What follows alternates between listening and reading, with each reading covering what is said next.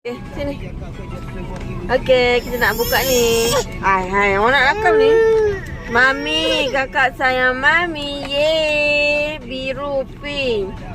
Secret. Mesti buka ni dulu Ha. Okey. Okey, kita nak buka ni dulu. Apa nama ni? Ha? Dia ketan minyak. Dia macam ketan minyak lah kak. Ha. Ya Allah, Medina. Ya Allah Tuhanku. Okey, ni apa? Baca je lah. Wow. Tengok dulu. Di sini lah dia nangis. Ni. Ha. Koyak je. Kayak je. Tak boleh pun. Biarlah sebab kamu solat tu. Koyak macam ni je lah. Ha. Lepas tu. Tak Ni. satu je. Okey. Lepas tu. Ni. Nak buka mana dulu? Mana dah? Ni. Main dapat pink. Oh, dapat pink. Kak, Ella tak nampak. Dapat pink. Mami got pink. Okay. So, secret sekejap. Ni lah. Buka ni. Ada. Cici. Tapi sikit rumah Mami nak buka blembok ni. Ada cici. Ada. Ni cici.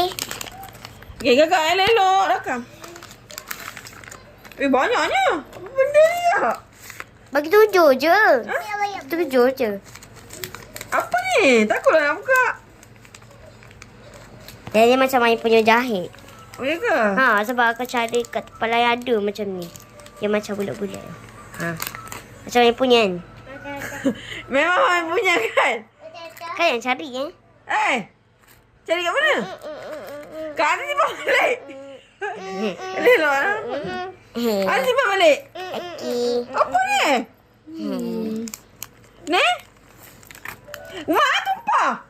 Ish. Lama lah, nak sibuk lah ni. Mana buka oleh blok ni? Ni apa? Tak tahu. Oh, surat. Surat apa ni? Hello, Smart Arijati. Okay.